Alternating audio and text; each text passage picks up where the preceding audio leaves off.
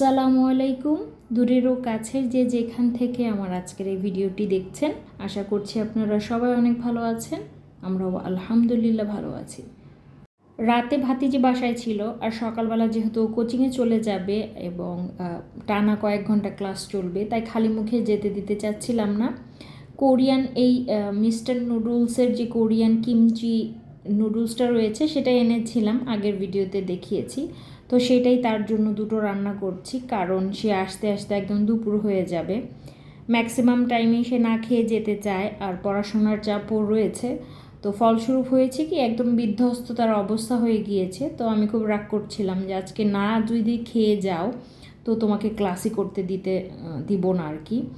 তো তখন বলছিল যে ঠিক আছে রান্না করো।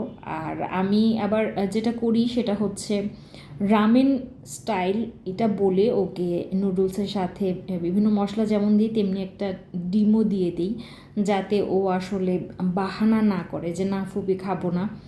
যদি ডিম খাওয়ার কথা বলি বলে যে খেতে ভালো লাগে না, দুধ খাও খেতে ভালো লাগে না, খাবার খাও খেতে ভালো লাগে না, মানে তার কিছুই খেতে ভালো লাগে না।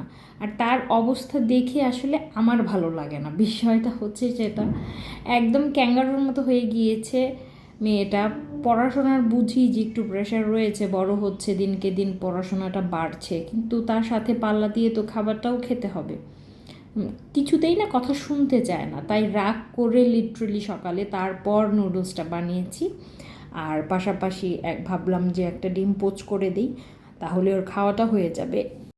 তো ডিমটা পোচ করে নিয়েছি। আর ওদিকে তো আমি ভাত বসিয়েছিলাম সকালে, তো হাজব্যান্ডকে সকালে জিজ্ঞাসা করেছি যে সে কী খাবে।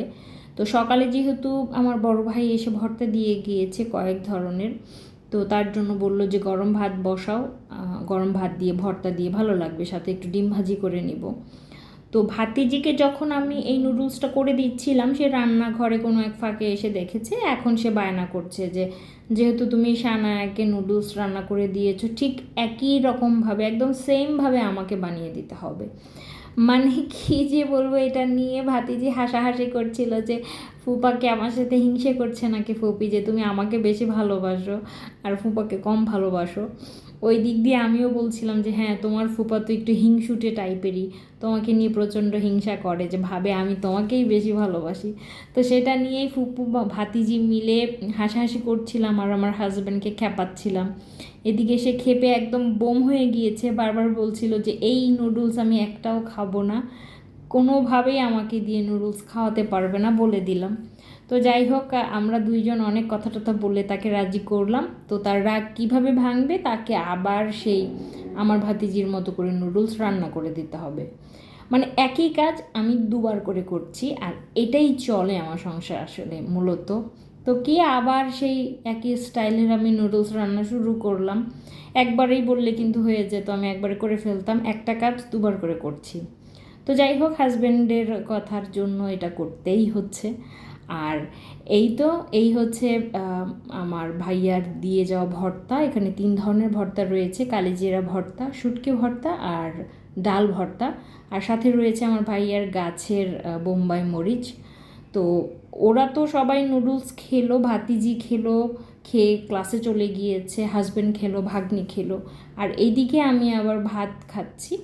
আমার হাজব্যান্ড যদিও আমার সাথে ভাত খাচ্ছেন আর কি। তো আমি আবার গরম গরম একটু ভাতের সাথে 3 ধরনের ভর্তা নিয়ে নিয়েছি, তার পাশাপাশি ডিম ভাজিটাও নিয়ে নিয়েছি।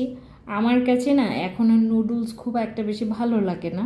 একটা সময় ছিল যখন আমি অনেক নুডলস পছন্দ করতাম, তবে এখন ভাতটাই আসলে বেশি ভালো লাগে আর কি, খেতে তৃপ্তি পাই।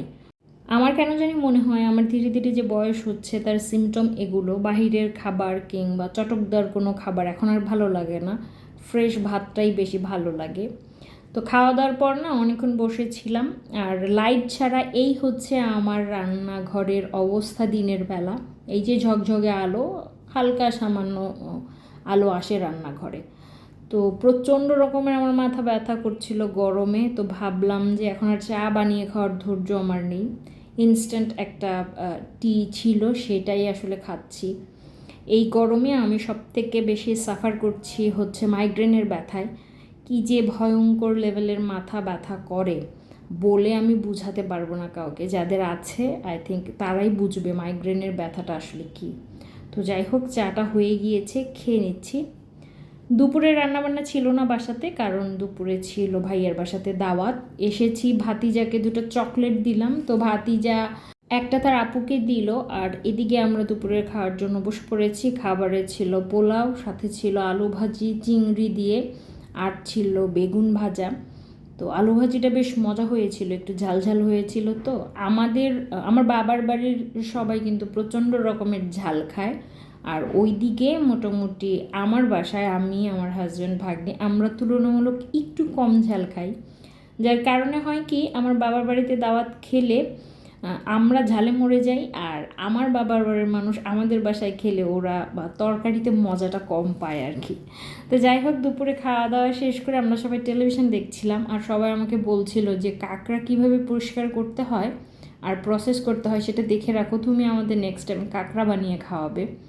তো আমি বলছিলাম যে আমি কাঁকড়া রান্না করতে পারবো, ঠিক আছে, কিন্তু সেটা আমি এইরকম প্রসেস করতে পারবো না, অসম্ভব। তোমরা আমাকে এনে দাও, আমি রান্না করে দিব, কিন্তু এইরকমভাবে পরিষ্কার করা, প্রসেস করা খুবই ডিফিকাল্ট, আমি পারবো না। তো সেগুলোই কথা হচ্ছিল। সেইখান থেকে আমি চলে এসেছি আমার মায়ের রুমে। আমার মায়ের রুমেও একটা টেলিভিশন রয়েছে, তো আমার মা টেলিভিশন দেখছিল আর খেলার কথা বলছিল, তো সেটা নিয়ে কতক্ষণ শুয়ে শুয়ে গল্প করলাম মায়ের সাথে। বাসায় যাওয়ার মুহূর্তে দেখলাম যে আমার ভাতিজার ফ্রেন্ড এসেছে। এই যে এটা নাকি তার বন্ধু, বারবার আমাকে বলে যে ফুপি আমার বন্ধু, দেখো আমার বন্ধুকে একটু ভিডিও করো। তো তো তার কথাতে আমি তার বন্ধুকে ভিডিও করছিলাম, আর সেইখান থেকে চলে এসেছি এখন আমার বাসাতে। বহু বছর পর এই ক্যানটা খেলাম আর কি, অনেক অনেক বছর পর। তো এখন হচ্ছে সন্ধ্যার সময় ভাতিজি কাশতে কাশতে তার জীবন দিয়ে দিচ্ছে, তো তার জন্য চা বানাচ্ছিলাম। আর ভাগ্নির ওদিকে মিষ্টি জাতীয় কিছু একটা খেতে ইচ্ছা করেছে, তো ভাবলাম যে ফ্রিজে যেহেতু গরুর দুধ রয়েছে সেটা দিয়ে একটু সেমাই রান্না করি, 2-1 দিন রেখে খেতে পারবে। ইদানিংকালে খেয়াল করছি আমার ভাগ্নির খাবারের পরে মিষ্টি জাতীয় জিনিস খাওয়ার ক্রেভিংসটা প্রচণ্ড বেড়েছে। তো ভাতিজির যেমন খেয়াল আমাকে রাখতে হবে, ভাগ্নের খেয়ালটাও তো আমাকেই রাখতে হবে। ও বাবা মা ছাড়া আমার কাছে থাকে, আমি একটা দায়িত্ব মনে করি, ভালোবাসার অংশ মনে করি। তো চেষ্টা করি ওর পছন্দগুলোকে পূরণ করতে, ওর খেয়াল রাখতে। এর মধ্যে হাজব্যান্ড এসেছে, বলছিল যে ভাতিজির জন্য চা, ভাগ্নের জন্য সেমাই বানাচ্ছ, আমার জন্য কি বানাচ্ছ? তো আমি বললাম যে তুমি কি খাবে বলো। তো বললো যে দুপুরে তুমি কোনো রান্না বান্না করনি, এখন অবশ্যই তোমার হাতের কিছু খেতে চাই, তুমি মোমো বানিয়ে খাওয়াও। তো মোমো তো আর বানানো চারটেখানি কথা না, অনেক ঝামেলা। তো আমি বললাম যে ঠিক আছে, কি করার, কারণ এখন যদি আবার না বানিয়ে দিই তাহলে বলবে যে তাকে আমি ভালোবাসি না, ভাতিজি আর ভাগ্নেকেই নাকি বেশি ভালোবাসি। তো নিজের ওপর থেকে দোষ ঘোচানোর জন্য, বদনাম ঘোচানোর জন্য কি কি করতে হয় আমাকে আপনারা দেখুন। তো ফ্রোজেন ছিল গাজর আর ক্যাপসিকাম, সেটা নামিয়ে নিয়েছি। আর এগুলোকে প্রথমে একটু পানি দিয়ে ভালো করে ধুয়ে নিব, তারপর রেখে দিলে মোটামুটি কুচি কুচি করার জন্য একদম পারফেক্ট হয়ে যাবে। তো সেটাই রেখে দিলাম। আর আমার হাজব্যান্ডের একটা বিষয়, কিছু বিষয় না তার মধ্যে চাইল্ডিশ রয়েছে। আমি দেখেছি সে আমার হাতের রান্না খেতে ভীষণ ভালোবাসে। আর এই যে বিভিন্ন ধরনের যে খাবারগুলো হয় না, একদম ট্রেডিশনাল খাবারগুলো শুধু আমরা খাই না, মাঝে মাঝে এটা সেটা বানিয়ে দিই, হয়তো বা কখনো মোমো বানিয়ে দিচ্ছি, কখনো একটু খাবারের যে ভিন্নতা, চিলি চিকেন করে দিচ্ছি, সেই মুরগির মাংসটা না খেয়ে হয়তো বা একদিন চিলি চিকেন করে দিলাম, একদিন চিকেন মাঞ্চুরিয়ান করে দিলাম, একদিন হয়তো বা রোস্ট করে দিলাম, একদিন হয়তো বা একটু ডিফারেন্ট ডিফারেন্ট এই যে রান্নাগুলো, এগুলো সে ভীষণ ভালোবাসে। আর আমার হাতের বিশেষ করে এই রান্নাগুলো খেতে সে ভালোবাসে। তাই কখনো যদি রান্না করে বলা হয় যে তোমার জন্য করেছি, সে না ভীষণ খুশি হয়ে যায়। মানে ভোজন রসিক মানুষদের খুশি করা আমার কাছে মনে হয় সব থেকে ইজি। তো আমি না সেটা অ্যাপ্লাই করি, আমার হাজব্যান্ড হোক, ভাগ্নি হোক, ভাতিজি হোক, ওদের বিভিন্ন রান্না করে খাওয়াই, তো একদম তারা বাগবাগম হয়ে যায়, খুশিতে একদম গদগদ করে। তো এই তো পরিবারের দায়িত্ব আসলে সবাইকেই নিতে হয়। হাজব্যান্ড তো অক্লান্ত পরিশ্রম করেন, তিনি কষ্ট করে আমাদের জন্য, তো তার এতটুকু খেয়াল তো রাখা যেতেই পারে। আর ভাগ্নির কথা যদি বলি, আসলে ভাগ্নির তো এখানে আবদারের ওই রকম মানুষটা কম রান্না করে যে তাকে খাওয়াবে।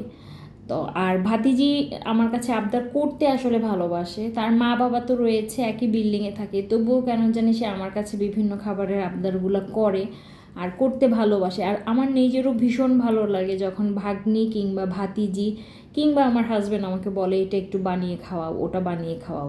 আমার না বেশ ভালো লাগে জিনিসটা।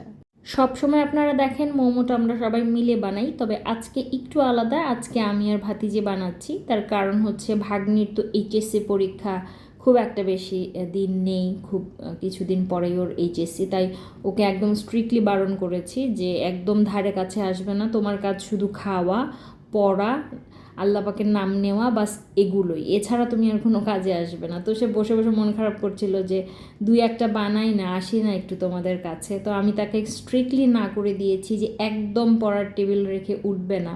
তো সেখানে সে বসে মন খারাপ করছে, এদিকে হাজব্যান্ডও বাসায় ছিল না। তো আমি আর ভাতিজি মিলে বেশ কিছুটা বানিয়েছি।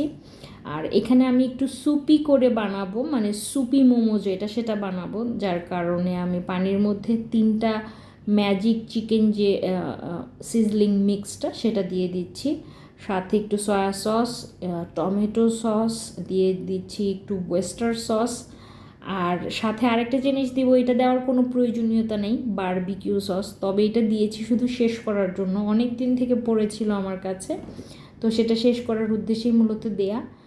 এক চুলায় সেমাই রান্না করছি আর আরেক চুলায় সুপি মোমোটা রান্না করছি। তো এই তো সেমাইটা কিন্তু আলহামদুলিল্লাহ হয়ে গিয়েছে, আর এই পর্যায়ে পানিটা ঠিকঠাক মতো বলক চলে এসেছে, আর এখন আমি দিয়ে দিচ্ছি মোমো। ওই দিন আমরা মোট 50টা মোমো রান্না করেছিলাম, 10টা আমার বাবার বাড়িতে দিয়েছিলাম, আর আমি ভাতিজি ভাগ্নি আর আমার হাজব্যান্ড 4জন ছিলাম, তো এক একজন 10 পিস করে খেয়েছি। মোমো না আমরা প্রচুর খেতে পারি, যদি ওইখানে আরও 10 পিস করে দেওয়া যেত এক একজনকে, তাও বোধহয় আমরা খেয়ে ফেলতে পারতাম, মোমো আমাদের এত পছন্দ। সেখানে আমি কিছু মটরশুঁটিও দিয়েছিলাম, আর এই তো মোমোটা হয়ে গিয়েছে, সুপি মোমোটা। তো এখন এটা বেড়ে তারপর আমরা সবাই একসাথে মিলে বসে খাবো। যেহেতু ভাতিজির ঠান্ডা লেগেছিল, ভাগ্নিরও একটু ঠান্ডা ঠান্ডা ভাব, আমারও ঠান্ডার সমস্যাই ছিল, তো সবাই সুপি মোমোটা পেয়ে একদম খুশি হয়ে গিয়েছে, আর আমরা 4জন মিলে খাচ্ছি। তো আজকে সুপি মোমোটা খেতে খেতেই আজকের ভিডিও থেকে বিদায় নিচ্ছি। আপনারা সবাই অনেক ভালো থাকবেন। আজকের ভিডিওটা এই পর্যন্তই, আজকের মতো আসছি। আল্লাহ হাফেজ, আসসালামু আলাইকুম।